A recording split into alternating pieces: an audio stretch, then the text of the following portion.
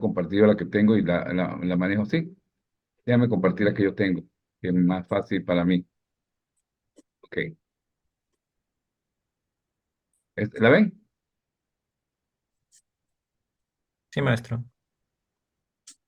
Bueno, entonces, con la que quería comenzar yo era justamente con esta lámina. Esta lámina es algunas precisiones sobre desde el punto de vista epistémico de la economía. Uno de los problemas que tenemos que muchas veces se hace juicio sobre lo económico cuando la gente no entiende cuál es el campo de actuar de la economía. Podemos que la economía se maneja en dos campos fundamentales. O sea, obviamente tiene que ver con los fines, que es lo que normalmente hablamos de lo teológico o ámbito de las cosas que creemos que son correctas o buenas. Obviamente apunta hacia ese espacio, pero la economía se basa fundamentalmente en los elementos de afirmación o certeza, que puede ser falsificable o no. Estamos hablando de los elementos de verdad o de falsedad, de las proposiciones, y también estamos hablando de los elementos que tienen que ver con lo que es factible o útil. Entonces, el ámbito de las apreciaciones económicas se mueven en esos dos espacios, los elementos de falsedad o certeza, o los elementos que son factibles o útiles.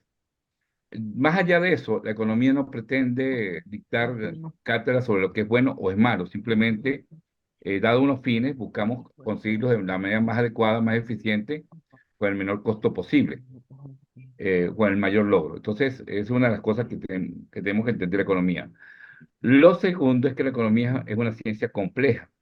¿O ¿En qué sentido es compleja? La economía es una ciencia del del comportamiento humano. Y como tal, tiene la complejidad del comportamiento. Es decir, yo siempre pongo un ejemplo muy simple. Es que si usted lanza una pelota a la pared, la pelota no cambia trayectoria.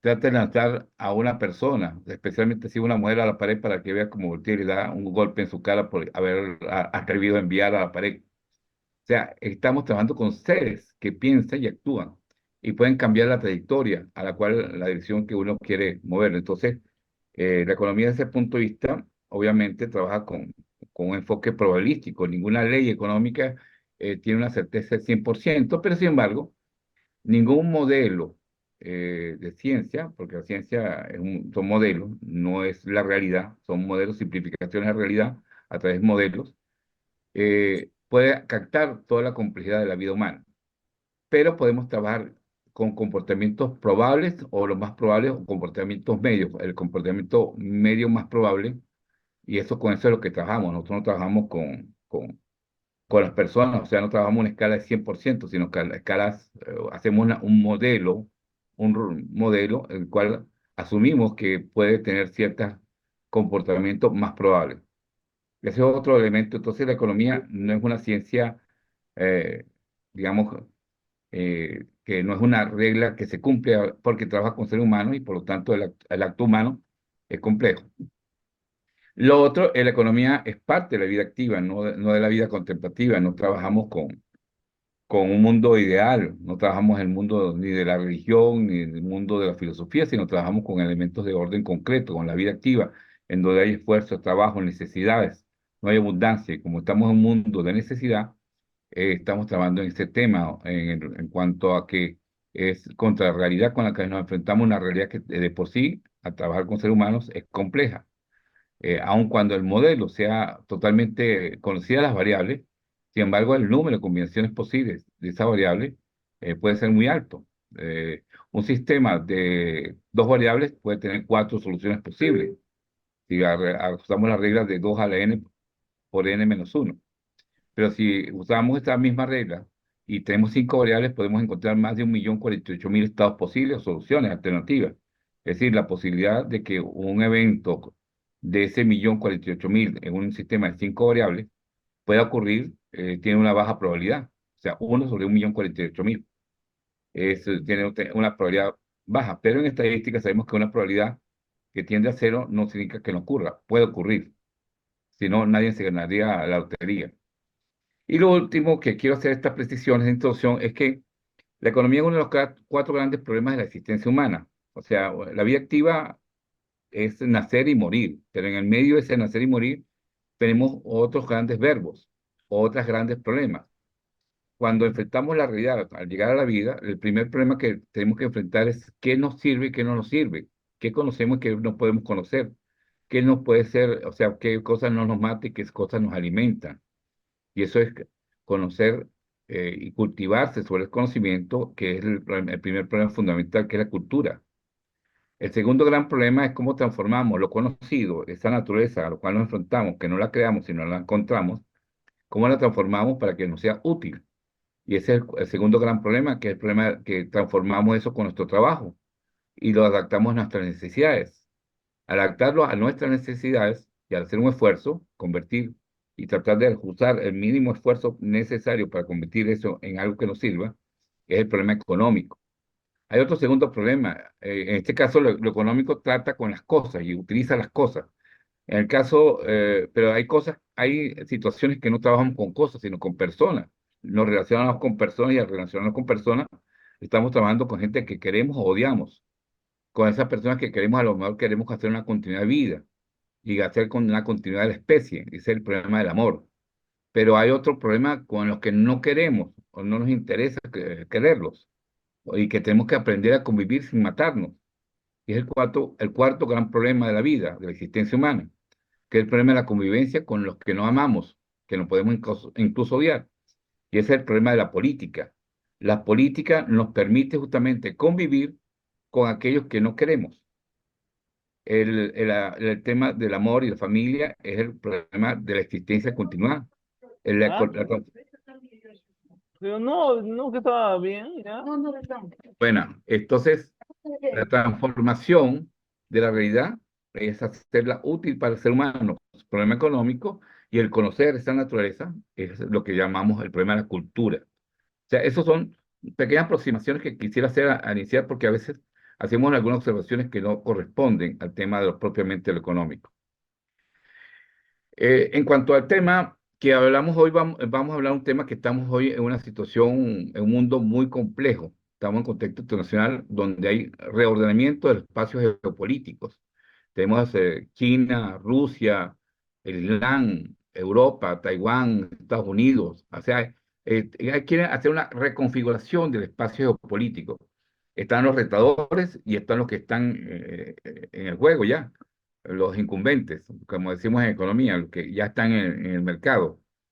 En este caso, el mundo occidental, como lo conocemos, Europa, eh, los de los OCDE, que son el grupo que agrupa al mundo occidental, y aquellos que, sí, que organizan en el grupo de los BRIC, que quieren ser los retadores. Entonces estamos en una situación convulsiva.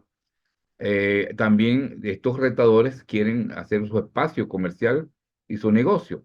Por ejemplo, el tema de la ruta de las perlas o controlar Taiwán, si estamos hablando del caso de China, o controlar la ruta del Antártico por las materias primas, el petróleo y todas las cosas que tiene el Ártico, y estamos entonces hablando de Rusia. Y Rusia sabemos que está hoy imbuido en un conflicto de Ucrania por un conjunto de razones geopolíticas y de espacio eh, agrícola muy importante, además del acceso al Ártico. Tenemos el tema del conflicto de palestinos y israelíes. Y todo ese conflicto nos genera otro problema, porque en las zonas de conflicto, sobre todo en Medio Oriente, hay dos estrechos que son muy importantes porque por esos estrechos transita gran cantidad digamos, comercio y productos, por ejemplo, petróleo. Si hablamos del estrecho Hormuz, por ejemplo, en ese caso tenemos un sitio donde trafica más del 50% del petróleo del mundo y un porcentaje importante del gas del mundo. Y de este lado del Atlántico, también los que ya están, los incumbentes, o sea, por ejemplo, el caso de Estados Unidos, que quiere proveerle un proyecto de gas alternativo al que les provee Rusia, está mirando lo que llama el proyecto Dragón. El proyecto Dragón es digamos, en el Atlántico, estamos hablando el mayor reservorio de gas natural que hay en el mundo occidental, en el Atlántico, en las costas de América Latina. Y que ese proyecto Dragón está justamente en territorio marítimo de Venezuela, Guyana, Guyana Esequiba, o de Esequibo, está Trinidad y Tobago, y ese es el proyecto más importante de gas que existe hoy en día en el mundo occidental, del lado del Atlántico, para sustituir el gas que produce y genera Rusia, con el cual tiene una situación, digamos, favorable para comercializar. Entonces estamos en ese proyecto Dragón, hay muchos intereses digamos, Estados Unidos, concretamente Chevron, también está la British Petroleum, pero es el proyecto más importante de gas natural que existe hoy en día en el Atlántico. Y eso también condiciona un poco la posición geopolítica y la posición de negociación, porque Venezuela, gran parte de ese espacio cae en territorio venezolano marítimo. Ahí el gobierno venezolano juega también. También tenemos una situación que está pasando en el mundo. En el mundo tenemos sistemas políticos cada vez menos democráticos, más autoritarios y más tiránicos. Es un modelo que quiere combinar mercado, en el caso de China, con un sistema de dictadura de partido. Y no solamente China, también estamos hablando de Vietnam y otros países del Asia. Y también los países de origen islámico, donde a la fecha no había una separación clara entre la fe o la religión y la sociedad civil, porque en esos países islámicos se practica la ley religiosa, la charía. Nosotros pasamos por ese tema de separación iglesia-estado a fines del medioevo, en el Renacimiento y principios de la Edad Moderna. Separamos iglesia y Estado. También separamos ciencia y religión. Entonces hay espacios que son propios de la religión, espacios que son propios de la política, de los científicos también. Entonces eso no ha ocurrido justamente en estos países de cultura musulmana, en muchos de los países. No, hay países de cultura musulmana, pero hay estos países que están justamente donde están los grandes conflictos, estamos hablando del Medio Oriente, Mediterráneo, no han logrado pasar esa etapa de civilización. Entonces, eso genera también otro problema. Además, tenemos que este reordenamiento genera grandes polos y espacios geopolíticos en que de una u otra manera podemos estar inmiscuidos de este lado del Atlántico. Algunos países se han alineado a una u otra de estas eh, participantes en el conflicto, y algunos de estos participantes de conflicto internacional poseen armas nucleares, que eso es otro tema que nos genera una presión, porque puede ser un tema que puede escalar. Entonces, es algo que siempre está en peligro. Además de que hemos promovido una cultura social que llamo yo la cultura de la muerte, no la cultura de la vida. Cuando la economía habla, siempre hablamos desde el punto de vista de lo que permite el libre desarrollo y superación de la vida y la continuidad de la vida. En cambio, en nuestra modernidad no se preocupan por los elementos de verdad, sino por los elementos del relato. Aquí tenemos una sociedad de la posverdad donde el relato marca el hecho. O sea, no importa el hecho, si el hecho va contra el relato, entonces es el hecho el que está equivocado dentro de esta cultura, eh, significa disolución de ciertas libertades y de ciertas comunidades tradicionales como la familia, que la familia es un tema que resulta muy importante porque ahí reside la continuidad de la vida de la especie humana. Y lo otro es la imposición de ciertas hegemonías culturales, y esa hegemonía cultural implica una supremacía de un discurso sobre el otro, no de un diálogo, sino una imposición, un dominio de un discurso sobre el otro, y ese discurso que pretende ser dominante busca censurar y acabar con otro discurso. Entonces, convertirlo en ley. Si voy a usar el ejemplo que usó el mismo Putin, si yo me percibo como una ballena azul homosexual, entonces usted tiene que reconocerme así. Y si usted no me reconoce, usted va preso por la ley. Y eso es lo que estamos hablando de la nueva hegemonía cultural, que justamente hace legítimo una visión o percepción se impone esa percepción sobre el resto de la sociedad. Estamos en una sociedad que estamos en sentido. Entonces estamos en un mundo muy complejo en el contexto internacional y está eso como parte de nuestra vida. Aquí estoy citando a un filósofo de la teoría de la liberación de corte de inspiración marxista, que dice una frase que a mí me gustó, a pesar de que no comparto muchas ideas de él, o sea, no comparto ciertas ideas. Dice, una revolución debe juzgarse cómo satisface las necesidades humanas. Lo que vamos a hacer ahorita, como Venezuela se declaró un país revolucionario, ¿cuáles han sido los resultados de esa revolución? ¿Ha logrado satisfacer las necesidades humanas o no las ha logrado satisfacer? Entonces vamos a ver, son los hechos. Obviamente tratamos más los hechos que el relato. Todos tenemos posibilidad de hacer un discurso de un relato. Si ustedes ven, aquí les estoy mostrando, les voy a mostrar unos cuantos mapas. Este es un mapa sobre el PIB per cápita a precio constante del 2018 para el año 2022. Lo que quiero es que se fijen cuáles son las zonas que tienen los colores azules, tienen PIB per cápita más alto. Los colores, digamos, que son grises o no hay información, o los que son como rojos, el nivel de ingreso per cápita es muy bajo. Estamos hablando de menos de $1.000 por persona año. Los otros estamos hablando de que puede estar entre $5.000 y $15.000 por persona año, los que son de color como carne. Y así sucesivamente. Vemos que hay países que tienen colores más azul, que están por encima de los $25.000 anuales para el 2022, ajustado por paridad de poder de compra. Después vemos este otro mapa cuando hablamos de índice de desarrollo humano.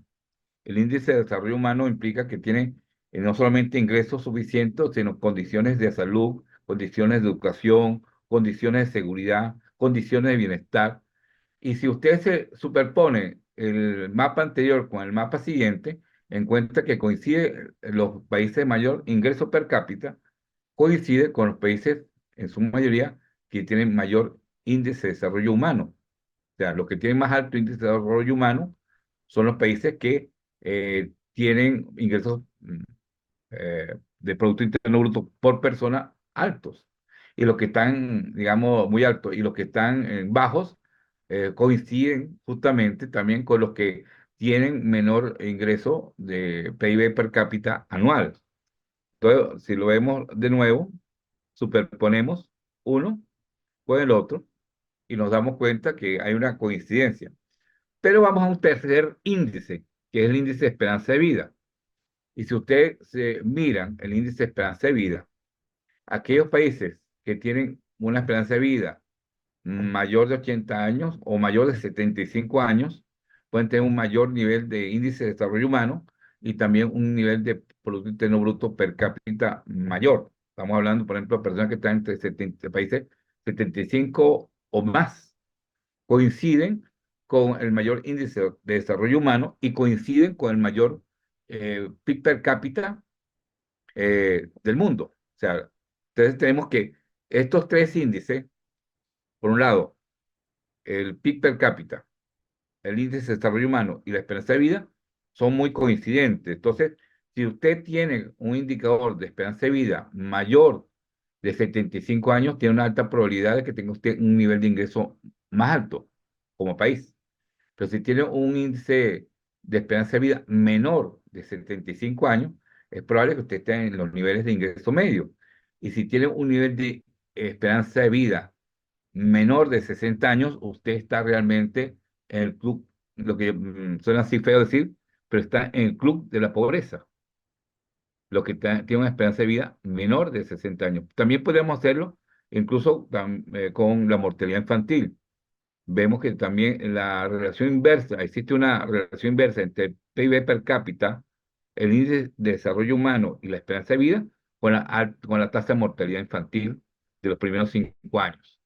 La mayor mortalidad infantil, menor esperanza de vida, menor PIB per cápita y menor índice de desarrollo humano. Entonces, el índice la esperanza de vida es un índice que nos resulta útil para ver el nivel de desarrollo o bienestar de un país.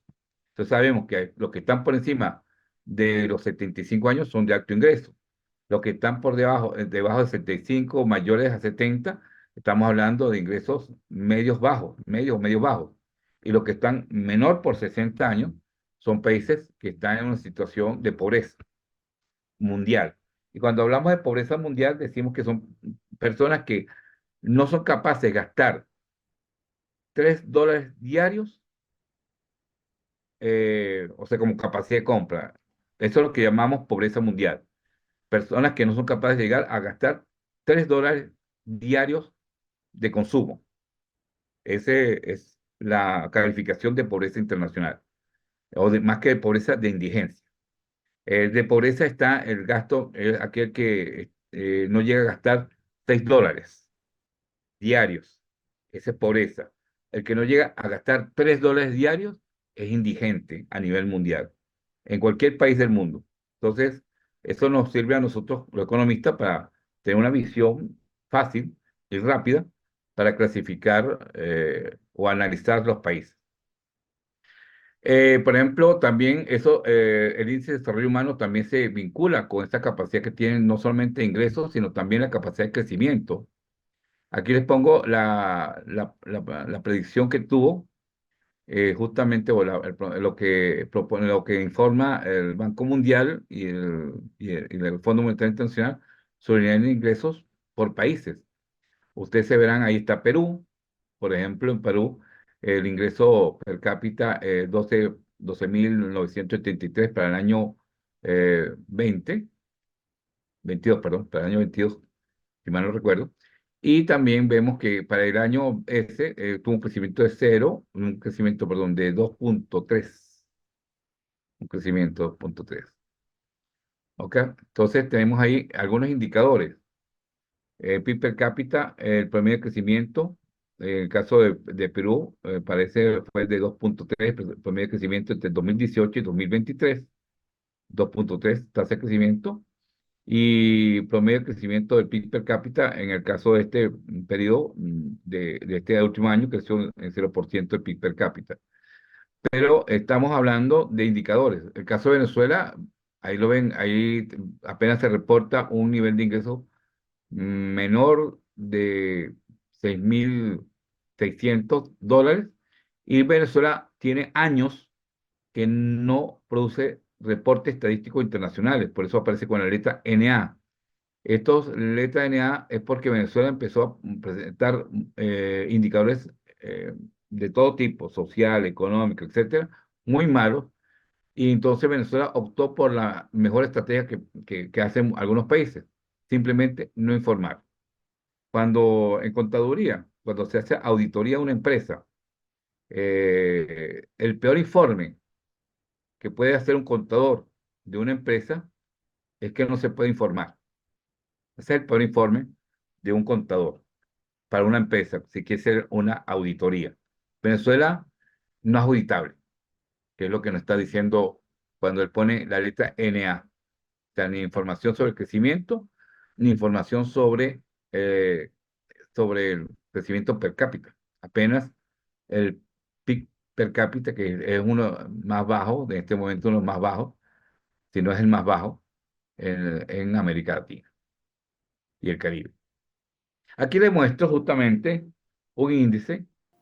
En el tema de la esperanza de vida, como ya vimos la correlación entre PIB per cápita, índice de desarrollo humano y esperanza de vida, y vemos que a ciertos niveles podemos ser países de alto ingreso, de medio ingreso, de bajo ingreso, y países que pueden ser milagros y países que pueden ser desastres.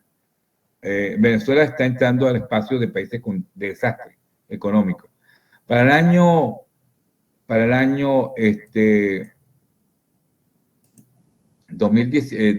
el año 2010, aquí Venezuela llegó a una esperanza de vida de 74 años. Acuérdense que Venezuela tuvo un boom petrolero que arrancó el año 98. El boom petrolero duró del 98 hasta el 2008, 10 años de su vida. Después del 2008 hemos tenido una caída muy fuerte en los ingresos petroleros.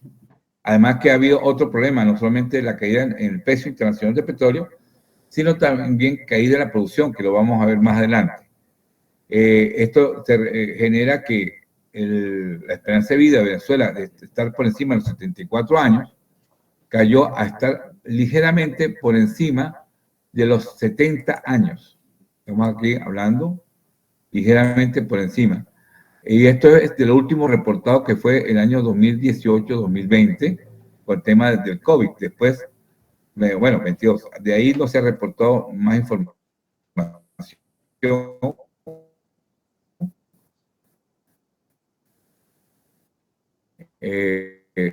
sobre de ser mayor a tener una esperanza de vida ligeramente superior entre los 70 y 71 años a partir del 2018. Estamos viendo cómo ha habido ese proceso de subida y después de caída de la esperanza de vida. Eso se refleja con el PIB per cápita, con el índice de desarrollo humano, que lo veremos más adelante. Por otro lado, hay otro indicador que es el inverso de la esperanza de vida, que es la mortalidad infantil. La mortalidad infantil, cuando en Venezuela en el año 96 estaba en 22.1 personas, o sea, niños, infantes muertos por cada 1.000 habitantes, que es un número muy alto. Y después logramos para el año 2008-2009, al 2008, llegamos a obtener una tasa de mortalidad infantil de 14.4.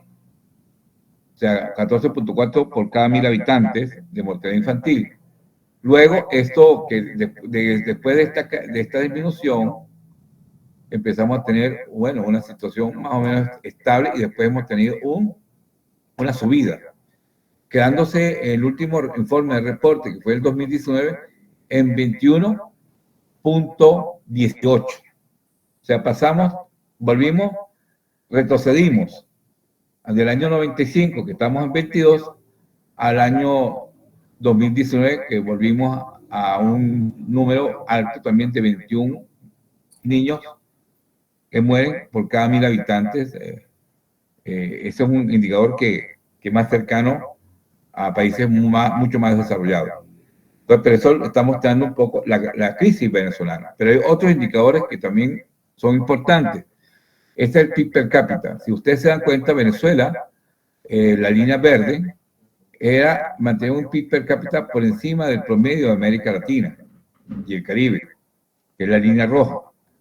Después empezó a caer, estamos hablando del 2002-2003, empezó a caer a pesar de que la factura petrolera subió. El precio del petróleo empezó a crecer de manera importante a partir de 1998 y cayó en el mercado petrolero mundial en el año 2008.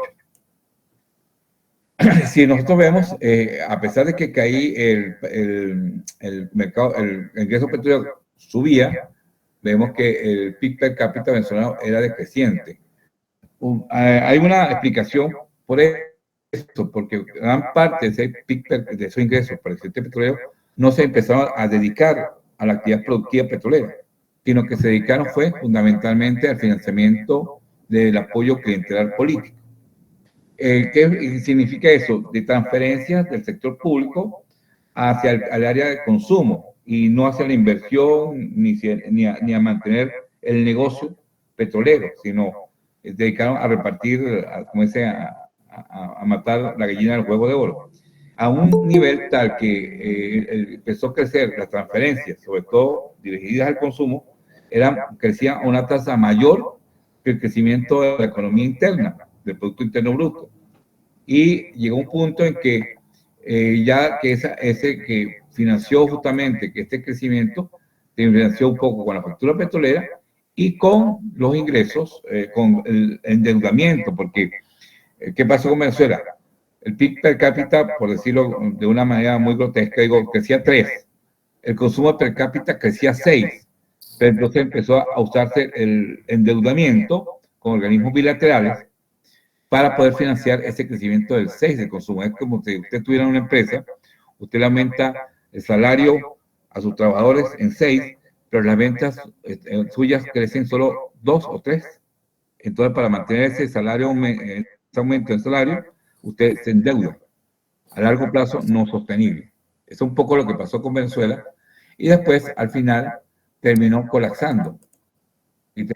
colapso del crecimiento del PIB per cápita venezolano, que se reporta hasta el año 2018 la información. A partir del 2018 no hay más información. Estamos en una situación de ausencia de información. A pesar de que hay información para todos los países, pero desde 2018 Venezuela dejó de reportar información estadística en los países, o sea, los organismos multilaterales, los organismos internacionales. También vemos, esto es un dato interesante, durante el periodo 1998 y 2017, y especialmente 2015, aquí es donde estamos viendo ya la caída fuerte, porque el crecimiento del ingreso petrolero fue hasta el 2008, estamos hablando de esta fecha. Vemos como que el Producto Interno Bruto venezolano crecía, el Producto Interno Bruto crecía, que es el que está en color naranja, y también veíamos que la economía cubana crecía. Hay que recordar que el año 2002 Venezuela firmó un convenio con Cuba para financiar y hacer transferencias y los programas de los médicos integrales, comunitarios cubanos y otros servicios de asesoría, el sistema de información, seguridad, defensa, etc. Pero vemos que el PIB per cápita venezolano fue creciendo. También el cubano.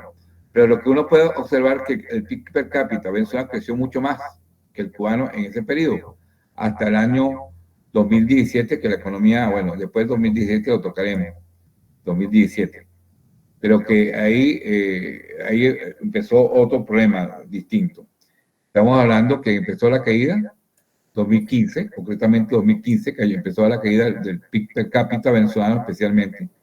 Y si eso después lo transferimos a salario, hay una cosa que se dice en teoría neoclásica, que el Producto Interno, o sea, la productividad marginal o el producto promedio debe corresponder al salario, o el producto marginal debe ser igual al salario, y eso es lo que es, digamos, una condición de optimización de todo mercado. Si lo vemos para acá, vemos que el Producto Interno Bruto venezolano, que creció del 99 hasta el 2015, vemos que la tasa, el salario real venezolano fue decreciente. Aquí después a partir del 2013 no se informó más sobre el salario real venezolano. Tenemos un indicador del salario mínimo, pero el salario real promedio venezolano ha sido difícil que sea reportado. Por ahí tenemos otra información que lo vamos a mostrar más adelante, más que sobre todo el sector privado para el salario. Pero vean el caso de Cuba, que después del convenio venezolano, el salario real de Cuba subió de manera significativa en ese periodo. Ahora Cuba tiene problemas, porque desde que Venezuela tiene problemas con el petróleo, ha caído las transferencias de Venezuela para Cuba, y eso se está reflejando en la situación económica, social y política de Cuba. Pero lo que nos llama la atención, cómo fue, Venezuela es el único país de América Latina en el periodo del 2000 al 2015, en que tuvo un Producto Interno Bruto creciente, pero tuvo una tasa de salario decreciente. No hay otro país en América Latina que haya ocurrido ese fenómeno, que su salario sea decreciente cuando su Producto Interno Bruto es creciente. O sea, hay una tasa de crecimiento positiva. Ese es el único caso de América Latina. Yo revisé todos los casos de los países de América Latina y solo Venezuela presentó ese fenómeno. Del año 99 al 2015, bueno, de lo reportado hasta el 2013, era un salario real decreciente, aunque el Producto Interno Bruto era creciente en ese periodo. Entonces, la probabilidad es el 50% de los componentes electrónicos de chip en cualquier equipo electrónico va a ser de Taiwán, el 50%. La probabilidad es esa. Entonces, estamos hablando de que un mundo que se mueve hacia allá. Bueno, con esto quiero cerrar un poco la perspectiva no solamente de Venezuela, sino un poco la perspectiva de lo que estamos en el contexto geopolítico mundial. Déjeme dejar de compartir. Dejar de compartir la presentación. Creo que... Sí, ya, la dejé de compartir, creo.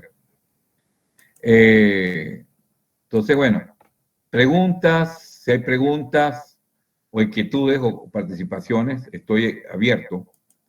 No sé qué opinión tienen, bueno, los sobrevivientes, los que quedaron. ¿Alguna participación, opinión o comentario? Bienvenidos. Profe, tengo una pregunta. No sé si, o sea, es como confirmar una afirmación, no sé si sea correcto decir que al igual que estos problemas económicos, la inflación, la menor inversión en temas públicos, los problemas que mencionó, ¿no? Con las empresas petroleras, que eran una fuente bastante importante para el país, al igual que estas fueron la causa para que se genere la migración de las personas debido a La caída de la actividad económica, sí. debido a sus opiniones negativas. No sé si sea del mismo modo, se puede decir que al contrario, igualmente la migración puede ser una causa de, de esta caída económica o quizás genere una, una dificultad en su recuperación, ya que se pierde, ¿no?, lo que es el capital humano. Sí, bueno, la migración es más un resultado de las políticas económicas que se han realizado en Venezuela en los últimos 25 años.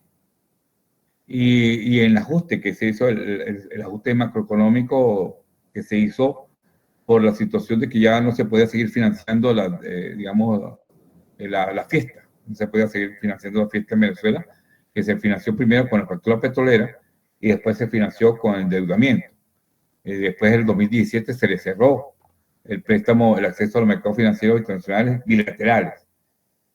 Obviamente no podía seguir financiando, el gobierno tuvo que hacer un ajuste macroeconómico, que yo siempre digo que es el peor ajuste macroeconómico, hacer un ajuste macro, sin financiamiento, sin tener tus programas de ayuda a los sectores vulnerables.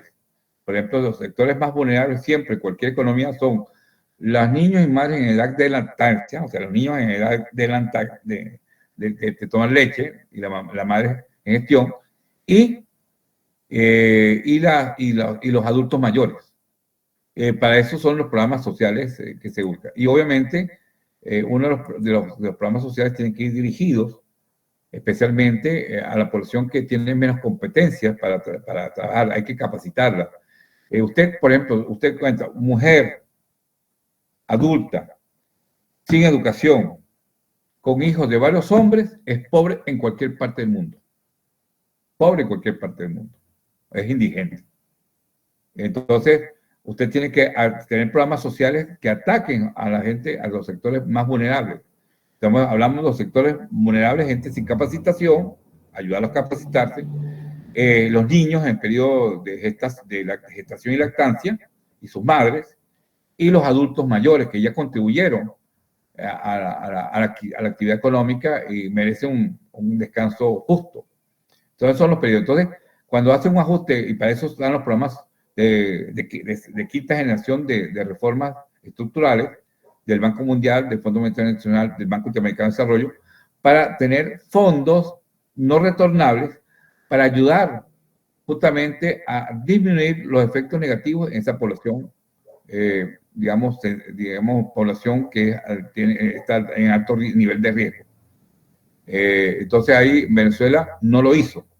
Hizo un ajuste macroeconómico sin ninguna ayuda, ningún plan de compensación social a los vulnerables de la sociedad venezolana.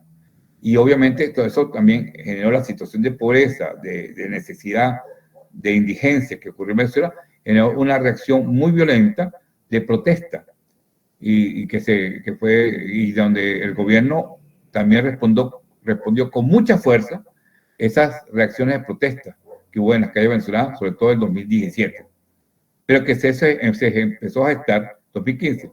Pero yo tengo un artículo que escribí justamente sobre el tema del tema migratorio, y vemos que la caída del flujo migratorio de Venezuela, de Colombia para Venezuela, fue bárbaro, pero la salida de venezolanos fuera por Colombia, que es el principal mecanismo de salida hacia otros países, fue también altísimo. Por Colombia han pasado más de 6 millones de venezolanos para salir a otros destinos, vía Colombia. Entonces, en Venezuela se han tenido políticas económicas y políticas sociales totalmente descabelladas. Es más, uno no puede decir ni siquiera que son políticas, acciones que se han hecho que son descabelladas, porque una política tiene un sentido de racionalidad y de objetivo. Aquí las acciones han sido fundamentalmente centradas en cómo mantenerse en el poder, pero no en responder a unas demandas sociales o a unas demandas económicas. Esa es, digamos, la diferencia. O sea, cuando tú hablas política es porque hay un objetivo claro que vas a resolver.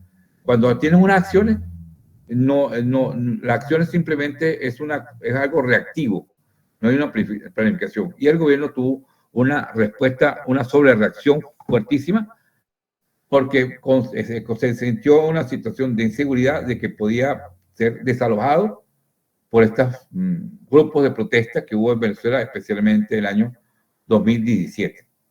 Y ahí hay cosas que aún están por verse. De hecho, Venezuela tiene abierto un proceso en la Corte Penal Internacional de Justicia por los hechos acaecidos en el año 2017, porque fue unas acciones sistemáticas, continuadas y con fuerza a una población específica del país. Y eso técnicamente es una violación de derechos humanos. Cuando hay una política sistemática de acciones violentas, incluso hasta de desaparición, eso es considerado violación de derechos humanos. Acciones sistemáticas contra un sector específico de la población de un país. No sé si me explico, o sea, sobre eso, pero más o menos eso lo que pasó en Venezuela en 2017. Sí hubo fuerza de tanto de la gente que estaba protestando, pero la desproporción de la respuesta del gobierno también fue muy alta. Ahí tenemos una situación que fue muy fuerte. El gobierno fundamentalmente trató de ver cómo se mantenía el poder de cualquier manera, lo cual que esa experiencia marca un poco el signo de lo que la Venezuela de hoy está. Bueno, disculpe, no sé si fue muy extensido la respuesta, o le respondió o no le respondió la inquietud. O sea, la migración es un resultado, fue una expulsión, un resultado, no fue la causa. Obviamente agrava más la población. En los cálculos que yo hacía, con los ingresos que Venezuela generaba, necesitaba expulsar por lo menos unos 12 millones de personas para poder mantener el control social y político y económico del país. Necesitaba expulsar 12 millones, no 8, no 7, 12 millones. De hecho, hay una perspectiva que la migración va a continuar si continúa este gobierno. La no continuidad de este gobierno podría evitar o disminuir, por un lado, o sea, evitar la migración fuerte que ha habido, e incluso podría generar un retorno de los migrantes al país, un retorno significativo de los migrantes al país. Por el momento, la migración está favorándose a los países receptores, pero Venezuela necesita ese recurso para volver a relanzarse. Entonces, es necesario, si uno piensa en desarrollo y crecimiento futuro. ¿Me explico? Jorge. Sí, muchas gracias, profe. De nada. ¿Alguna otra pregunta?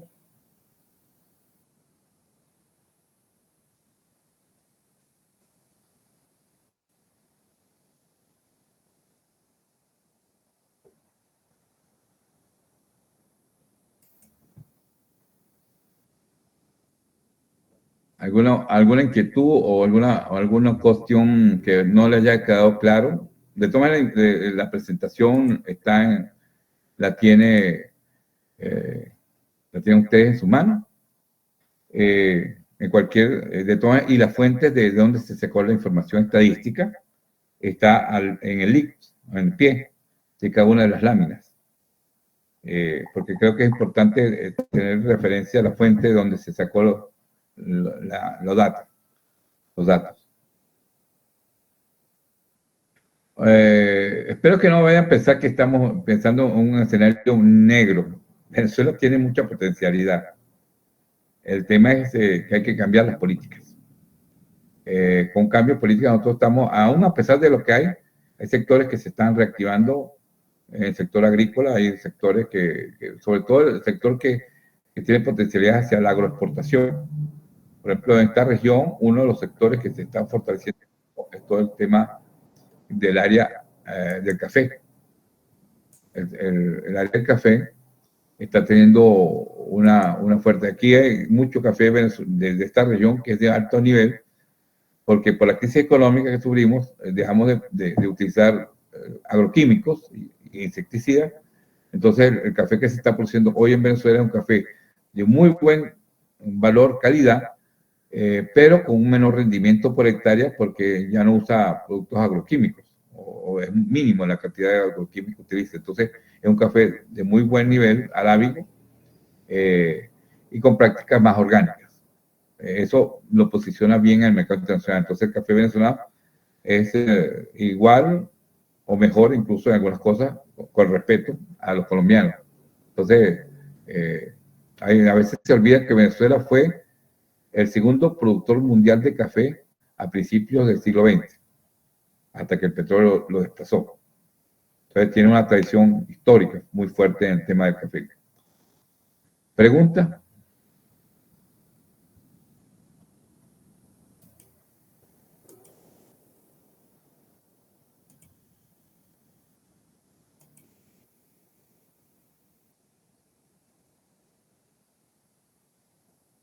Bueno, si consideran no hay preguntas, no hay respuesta.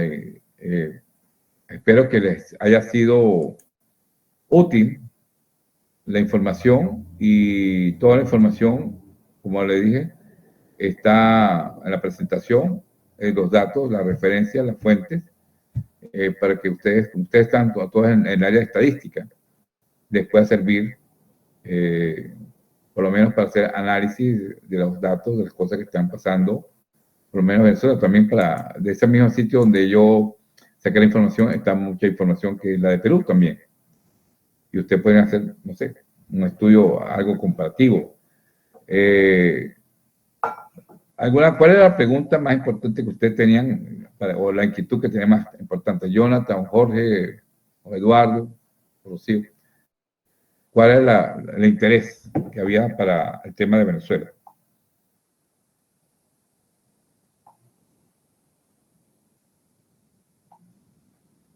No sé si ya con eso les ayudó a entender por qué llegaron tantos venezolanos a Perú. No es porque querían, sino porque tuvieron necesidad. Lamentablemente, detrás de muchos venezolanos se fueron gente no muy buena, como la gente del Tren de Aragua. Y acá en Venezuela, el génesis del Tren de Aragua está con el mismo gobierno. El mismo gobierno creó o fomentó el ministro Tarek Aizami los grupos delincuenciales dentro de las cárceles para que hubiera un control social. Y justamente ahí nace el Tren de Aragua. Y es tanto que hay una vinculación entre el Tren de Aragua y el gobierno venezolano. El jefe del Tren de Aragua, que es Petrica, el gobierno venezolano, con el ministro Tarek Aizami, le dio 3 minas de oro en el sector de las Claritas. Entonces, ¿cómo un gobierno nacional le entrega 3 yacimientos de oro al jefe del Tren de Aragua en la zona minera de Bolívar? Es una cosa que uno se pregunta. Hay una vinculación, o sea, que uno se llama la atención. ¿Cómo el gobierno nacional le entrega 3 minas de oro al jefe del Tren de Aragua? Es una cosa que uno se pregunta. Entonces, si uno entiende que si uno dentro de las cárceles para hacer un control político-social dentro de la cárcel. Antes en Venezuela se usaba como mecanismo de control social dentro de la cárcel a los protestantes, de que hacerlo a los delincuentes protestantes para que salieran convertidos y no fueran gente violenta. Pero después el ministro de esa época, que era Tarek Aizami, que después fue el ministro presidente de Petróleo de Venezuela, fue el que promovió esa estructura de control social delincuencial dentro de la cárcel, de la cual nace el Tren de Aragua. Y el mismo Tarek Aizami fue el que le entregó esas 3 famosas minas de oro en el sector Las Claritas al jefe del Tren de Aragua. Es una de las cosas que no se dice mucho. Pero bueno, ahí eso es parte de la realidad venezolana actual. Actualmente tenemos esa realidad. No nos agrada, pero es lo que tenemos. Pero entonces, para poder que esas cosas se acaben, hay necesidad de hacer un cambio de políticas en el país. Y era un poco lo que se quiere en este momento cuando se está hablando de la importancia de que se logre un cambio, que las políticas cambien, porque con cambio de las políticas ya no va a haber migrantes, se puede recuperar el país, pueden repatriarse muchos de los migrantes que se fueron, regresar al país, bajar la presión sobre los países vecinos, en la migración que se ha generado. Hay gente que no va a volver porque echa raíces en los países donde fueron, pero hay mucha gente que va a regresar. Entonces, la idea es que convivamos todos y que podamos tener una solución a futuro. Nosotros queremos, Venezuela tiene futuro. No voy a usar lo que decía la selección, no tengo fe. Yo tengo fe que si hay un cambio de políticas, el problema migratorio va a desaparecer. Y mucha gente se va a regresar. Lo cual para muchos va a ser un beneficio, y especialmente que regrese personas capacitadas. Pero es un poco lo que deseamos. Bueno, entonces, si no hay preguntas, podemos dejar hasta esta hora, porque ya son casi las 10 bueno, aquí en Venezuela son las 10 de la noche, allá debe ser las 9. Me imagino. Si no hay preguntas, ¿alguna pregunta? ¿O inquietud? ¿O alguna cosa adicional que ustedes, inquietudes que ustedes tengan?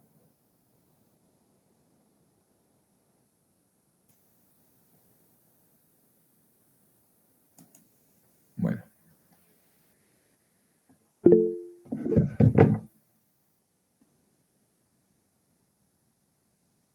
Les pregunto, ¿le fue útil o no le fue útil el tema? Sí, profe, todo bastante claro, porque mayormente lo que queríamos saber era lo de las causas de la migración y lo que se espera, ¿no?, del futuro y cómo la migración afectó y puede ser al contrario, que la disminución de la migración y la vuelta de las personas apoye de nuevo al crecimiento del país. Eso deseamos, eso deseamos. Eso es uno de los temas que a nosotros nos preocupa. Chile, cuando tuvo la salida migratoria muy fuerte durante el régimen de Pinochet, porque también durante el régimen del periodo de Allende, Pinochet, fueron políticas económicas, en el caso de Allende fueron políticas económicas desastrosas, y en el caso de Pinochet, al principio él no cambió mucho políticas, sino después.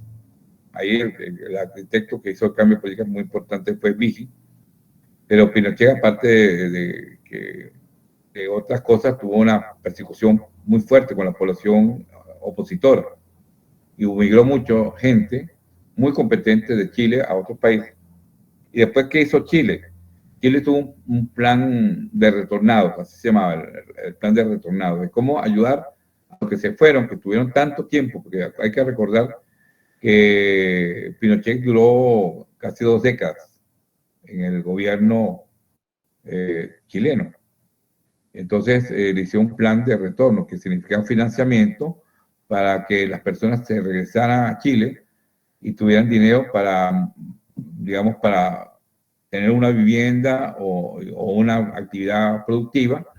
Entonces le daba, entre las cosas que le daban los chilenos a los retornados, le financiaba un container completo para que trajera todo lo que quisiera traer. Un container, estamos hablando, tiene la capacidad de 20 toneladas. Es decir, el gobierno chileno le pagaba un container de 20 toneladas para que los chilenos que retornaran no tuvieran que pagar nada si tenían que traerse sus cosas para Chile. Entonces, eso es una de las ayudas. Además de eso, le daba ayuda financiera para montar un negocio o ayuda financiera para los hijos en cuanto a créditos educativos para estudiar. Venezuela, si quiere hacer un programa de retornado que sea más exitoso, podría llegar a tener una política parecida a la de Chile, financiamiento a los retornados, a los que se fueron, que puedan ayudarles financieramente tener sus cosas, a regresar. Ese es un tema que aún no se ha discutido en Venezuela aún. La gente cree que, bueno, hasta la fecha hay gente que se va a quedar que no va a regresar, pero sí hay gente, mayoritariamente uno lo que conversa, que tienen deseo de regresar, viniéndose de Europa, viniéndose de los países de América Latina, viniéndose de Estados Unidos. Ahorita hay venezolanos hasta allá, hasta en Singapur. Ahí hay una amiga, la hija de un amigo, ingeniero de esta universidad, que es jefe de proyectos de Procter & Gamble Internacional en Singapur. Y está en Singapur. Y es la jefe de proyectos de Procter & Gamble, de proyectos internacionales. Es la que dirige los proyectos internacionales de investigación y desarrollo de productos de Procter & Gamble en Singapur. Venezolana, ingeniero mecánico. Y tiene un staff bastante interesante. Entonces ella tiene, por decirle un ejemplo, o venezolanos que están trabajando, por ejemplo, en la City de Londres. En la City de Londres, yo me quedé sorprendido. Había 5 físicos de esta universidad trabajando en City de Londres, porque en el área financiera. Porque los físicos aquí tienen que aprender mucha estadística para determinar cuándo un patrón tiene un sentido, una relación, y pues si pueden predecir ese patrón. Entonces terminaron estos 5 físicos trabajando con microdatos, con Big Data, en los mercados financieros londinenses. O sea, lo que no me imaginaba era un físico trabajando en finanzas, pero están ahí y son muy exitosos. Entonces, gente de ese tipo de nivel. O un primo mío que se fue al exterior a estudiar nanotecnología. Como cuando regresó a Venezuela, no le dieron trabajo donde lo habían becado, que era la industria petrolera, porque había firmado contra el presidente Chávez. Y ahorita es profesor en una universidad en Ámsterdam, desarrollando investigación en el área de nanotecnología. ¿Ves? Estamos hablando de gente de ese tipo de la gente que se ha ido de Venezuela, gente de un alto nivel. Otro que está también en esta universidad, los americanos le montaron un laboratorio en Estados Unidos porque él desarrolló aquí, en Venezuela, la máquina más pequeña y más precisa de secuenciación genética para el tema de exploración genética, o sea, para codificar el código genético. Una máquina pequeña y importante, y le montaron allá en la Florida. La hija misma llevó los papeles a la universidad y lo dejaron allá y lo metieron en un laboratorio. Aquí salió jubilado y allá de una vez lo contrataron y le montaron un laboratorio. En el doctor Hernández, un tipo brillante en el área de genética y de secuenciación genética e investigación genética. Entonces, ese es el tipo de gente que se ha ido, que son la gente que necesitamos. Yo creo que no vayan a volver allá porque allá en Estados Unidos tiene no solamente laboratorios, sino tiene sus hijos, sus hijas y sus nietas y nietos. Ya ese no regresa. Un tipo brillante. Imagínate, o sea, estamos hablando de gente que es genial. Y si no solamente en el área de ciencia, tecnología, tenemos gente que en el área del arte, de la pintura, de la música. Una mujer venezolana, directora de Orquesta Filarmónica en Alemania, por decir un ejemplo, que han desarrollado proyectos interesantes. Estamos hablando de gente brillante que nos hace falta, y bueno, amén. Y bueno, no lo fastidio, me estoy poniendo sentimental recordando a toda esta gente. No sé si dejamos hasta aquí. Cualquier pregunta me pueden contactar por el WhatsApp o consulta y estamos a la orden. Yo estoy ahorita aquí en Venezuela dando clases en el posgrado de